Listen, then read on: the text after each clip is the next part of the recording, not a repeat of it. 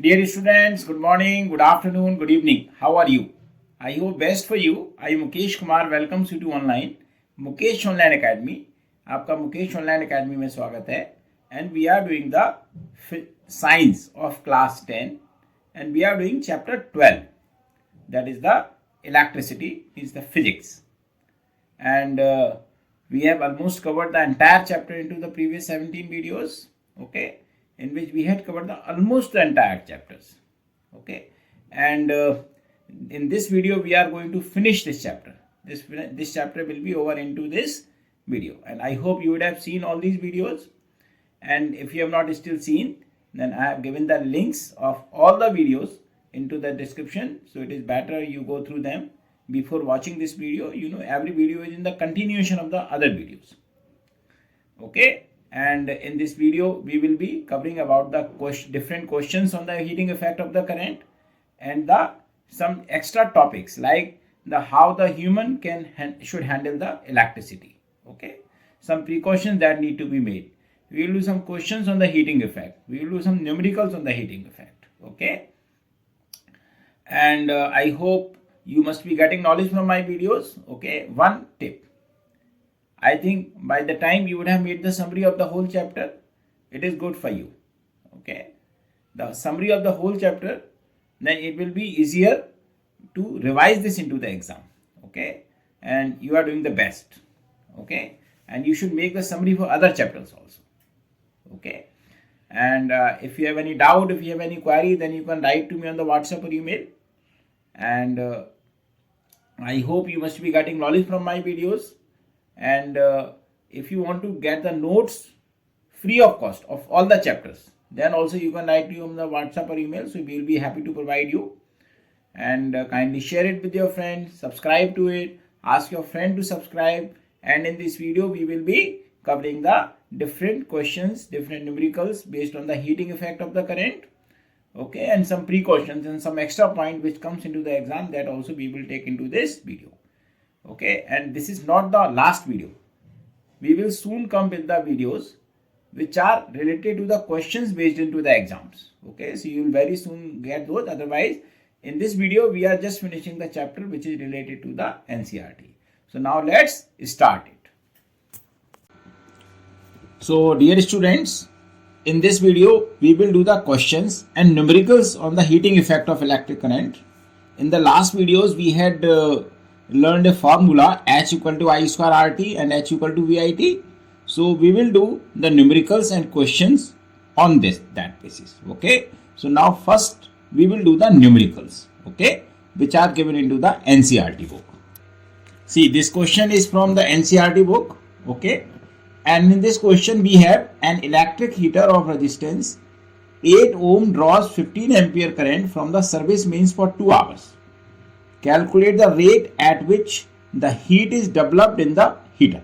Okay, so we will just do the two different things. We will find the heat, how much heat is produced in 2 hours, and then we will just check the rate. Rate means in 1 second how much heat is being developed. Okay, that is called the rate. Okay, so we have the R 8 ohm. Okay, and we have the 15 ampere. That means I is 15 ampere.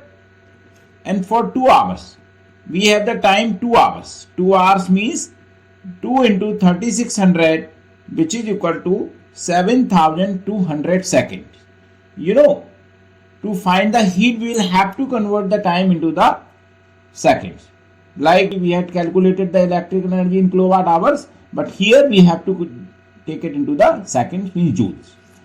We have the formula H equals to I square RT. Okay, we have learned this formula. So HI means we have 15 ampere. So we will write 15 square means 15 into 15.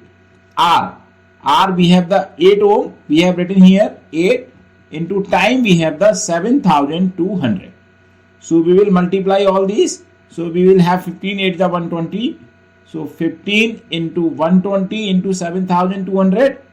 So we will multiply, we will write 1, 2, 3 zeros. Then we will multiply 15 in 12. So 12 5 is 60, 12 1 is 12, 1 6 18. Okay, so we got the 180. So now we will multiply 72 and 18 also. 8 2 are 16, 8 7 are 56, so 157 and 72. So 1296. 1296 joule, this much of heat will be generated into the 2 hours. Okay. Now we have to calculate the rate. Rate means the heat generated in 1 second. Okay. So we have to calculate it. Okay. So for 1 second, that means it means the power rating. What does it mean? The power rating of the appliance. And we know that P equal to I square R. So that means I, we have the 15 into 15 into 8. Okay, so means 15 into 120. So we got 0 and 1800 joule per second. So in 1 second, 1800 joule of electric energy is being generated. I hope this is clear to you. Okay. So now let's do the second question.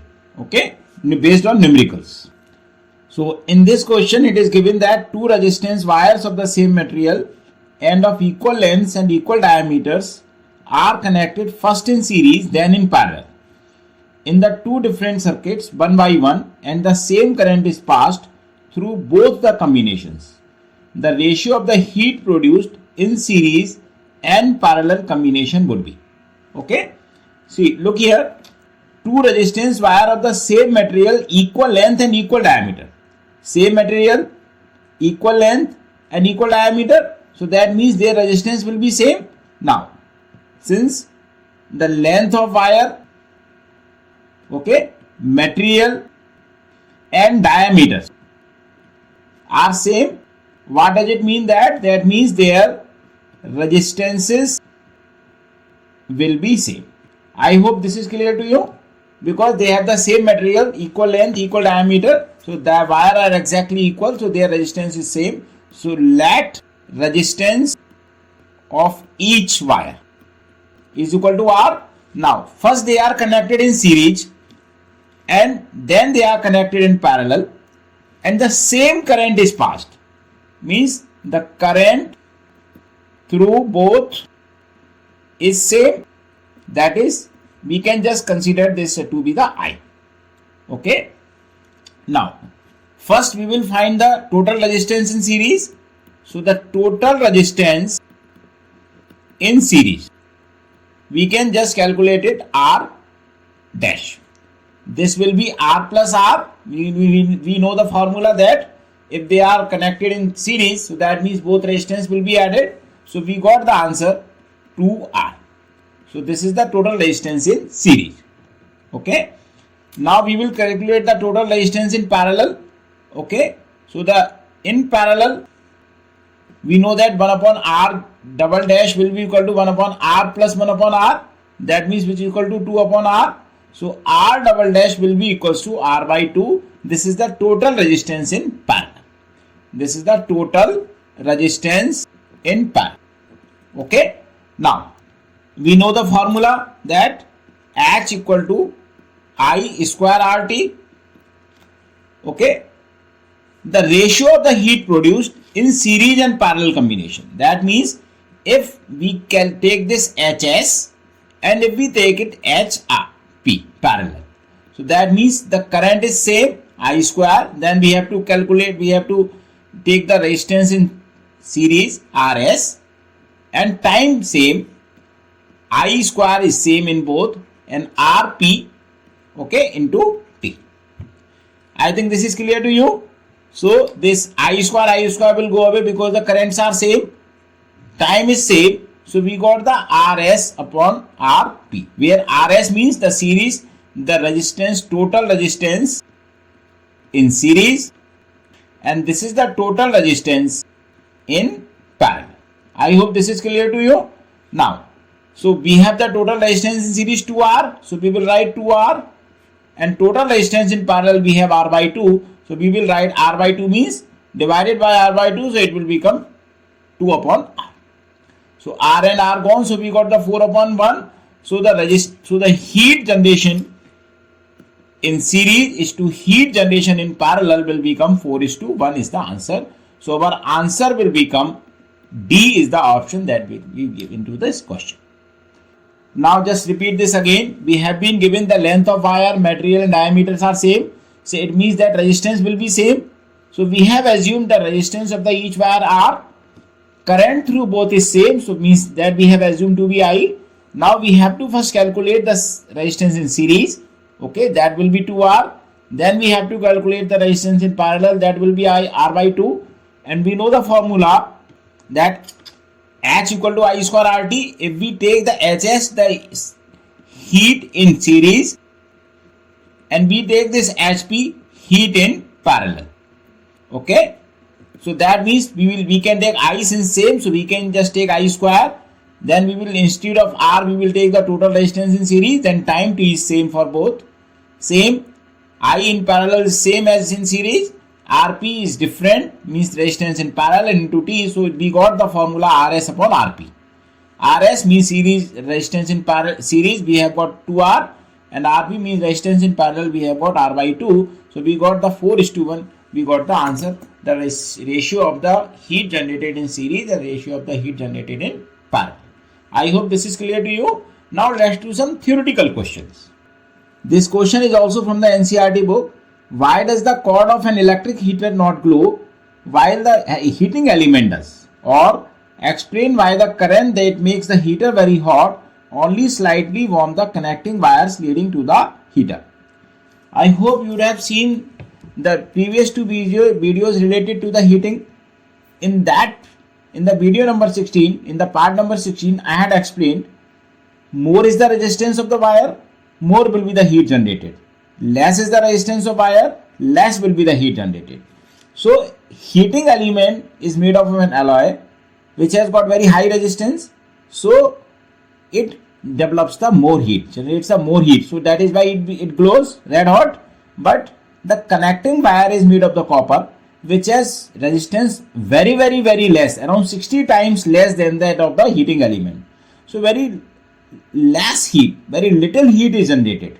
So that is why it slightly warms and it does not glow also. I hope this is clear to you. Now let's write the answer. The heating element of an electric heater has a very high resistance, whereas connecting cord has very low resistance.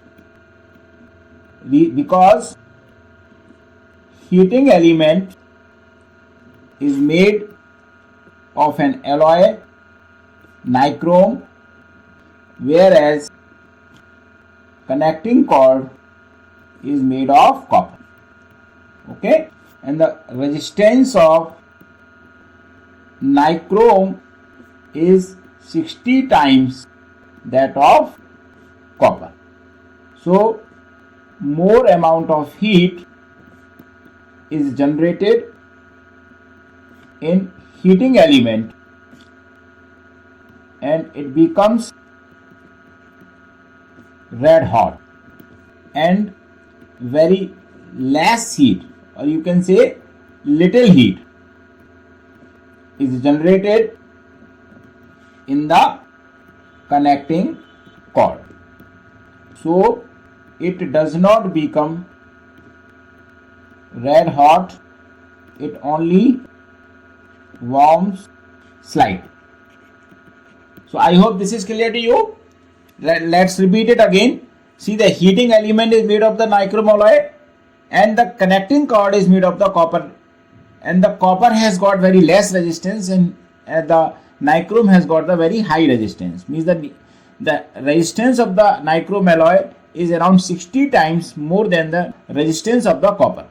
So that means the heat developed with the same current. If the current is being passed same for the same time, so that means the nichrome will develop the 60 times more heat than the copper. And when it is developing 60 times more heat, that means it will become red hot, but it only slightly warm the copper wire. I hope this is clear to you. Clear? So just one extra point.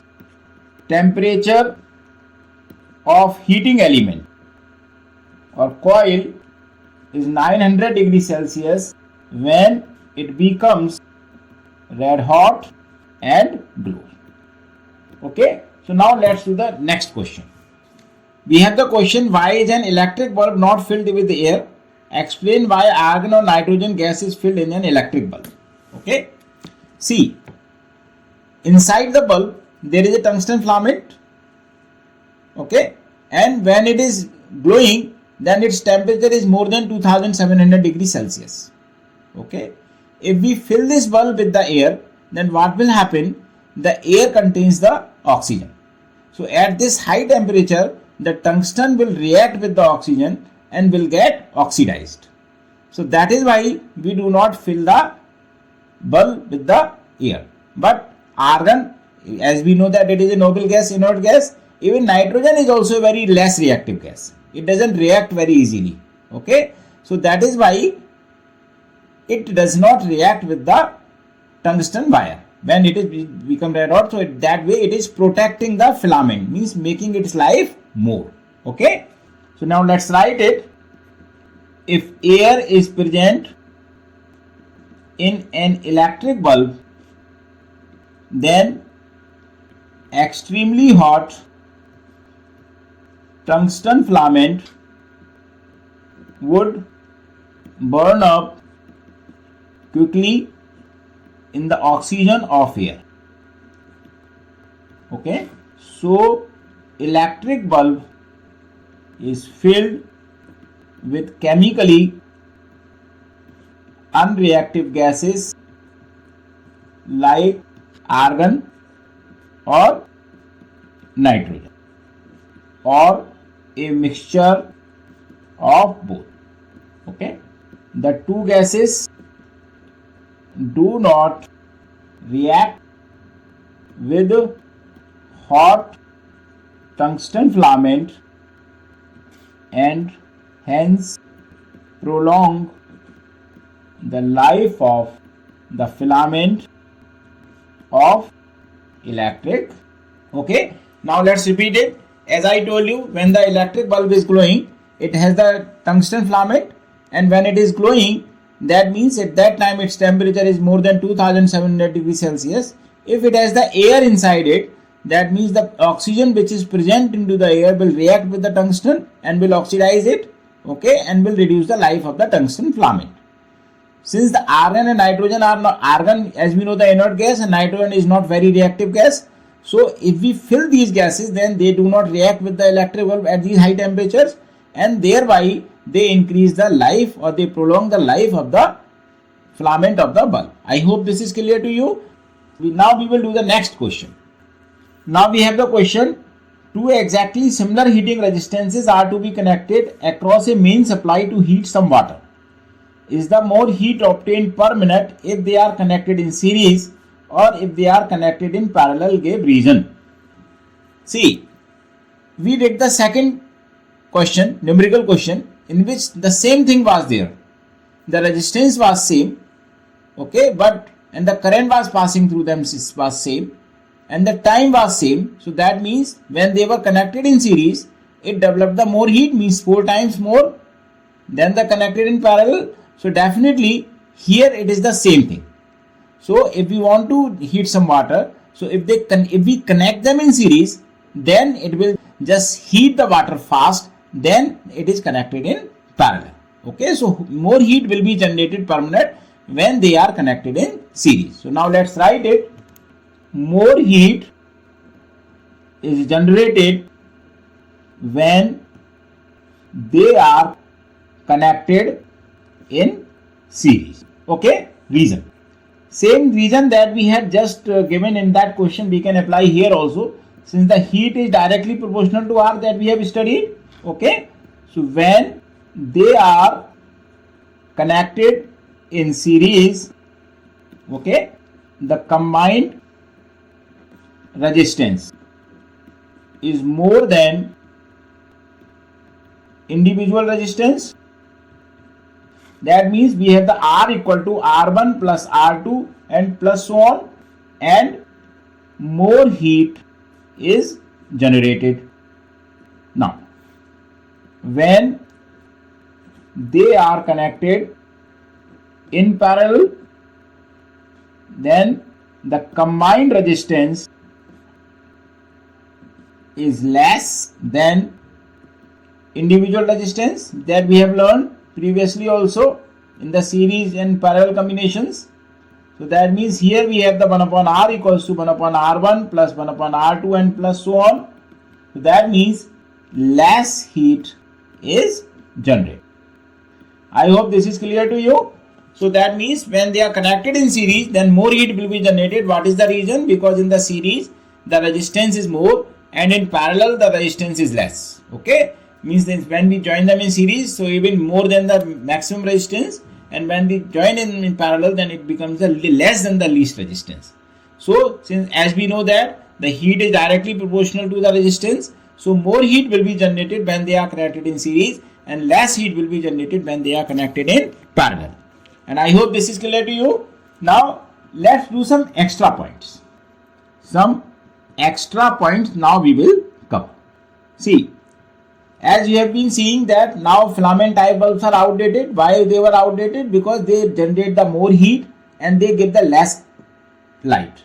So that is why they have been replaced by the tube lights, and now again tube lights were replaced by the CFLs, and now the CFLs have been replaced by the LED bulbs. Okay, now they have become more energy efficient. So previously the filament type bulbs were not the energy efficient. Okay, now let's write it. Filament type electric bulbs are not power efficient because electrical energy consumed by filament of bulb appear as heat. Only a small amount of electric energy is converted into light. There is one more point that we can write. Okay, tube lights, then CFL, and now LED bulbs are more power efficient because they do not have filament. I hope this is clear to you. Now about some human body. The resistance of human body is about 500,000 ohm. Okay, when dry. Okay, resistance of human body is about 100 ohm when soaked in salty water. Okay, so when you are coming from the bath, from some swimming, okay, then it becomes very less, around 100 ohm. You can imagine that how less it becomes. So that is why it is not advised to touch any electrical appliances with the wet hand, because the resistance is decreased very considerably. Okay, so a barefooted means in contact with ground, wet person lets higher amount of current to pass through it and receives more fatal shock than a dry person. Okay, so now the question is asked, why should not be allowed the wet person to touch the electrical appliances? Okay, reason is before you, that when the body is dry, then it has very high resistance, 500,000. Okay, you can see the 5 lakhs ohm, and when it is soaked in water, then it is 100 ohm. So that is why if you touch the electric things with your wet hands, and when you are coming from just after the bath or from the swimming, then you will receive the more fatal shocks than a dry person. Okay, so just let's see the effect of some different amount of currents on the body. Okay, current in milliampere. This is not the ampere, it is very less than the ampere, and its effect. If it is 1 milliampere, very mild shock, tolerable by body. Now if it becomes 5 milliampere, then painful shock. Okay, it hurts basically, if it is 10 milliampere, then leads to contraction of involuntary muscles. Okay, you may get some muscle pain. Okay, and the heart problems. It may affect the heart. It is the loss of control over muscles. Okay, in case of 15 ampere, means person loses the control over the body. Okay, and if it is 70 milliampere, then very serious shock can cause death also. Okay, now repeat. If it is 1 milliampere passes through the body, then it will be a very mild shock. We can tolerate it. If it is 5 milliampere, it will be a very painful shock. If it is 10 milliampere, it will lead to the contraction of involuntary muscles. And if it is 15 ampere, then we will lose control over muscles, means over the body. And if it is 70 milliampere, then it will be a very shock. It can cause the death also. So we should handle the electrical appliances with care. Okay, we should never touch them with the wet hands. Okay, this precaution should be kept in mind. Okay, and whenever we are working with the electricity, it is always to wear the dry sandals, rubber sandals or plastic sandals. Okay, you know why? Because the rubber is the insulator. So even if we touch the wire by chance, then the rubber sandal will not make the path of the electricity complete. Okay, and the electricity will not flow through our body. We should always use rubber sandals or shoes while working with electrical gadget.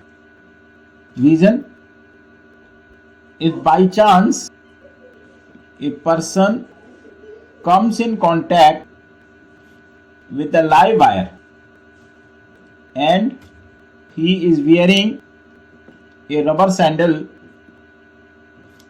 the rubber being insulator of electricity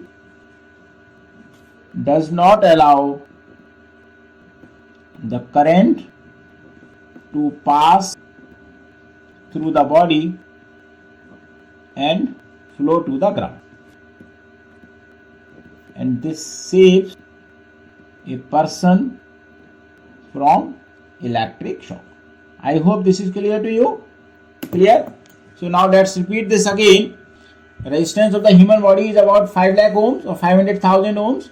Okay, and when it is dry and when it is soaked, it is 100 ohms, soaked in water. So definitely when we are wet, then we should not touch the electrical appliances with our hands. Okay, so whenever we are working with electricity, so we should always wear the rubber gloves or rubber sandals.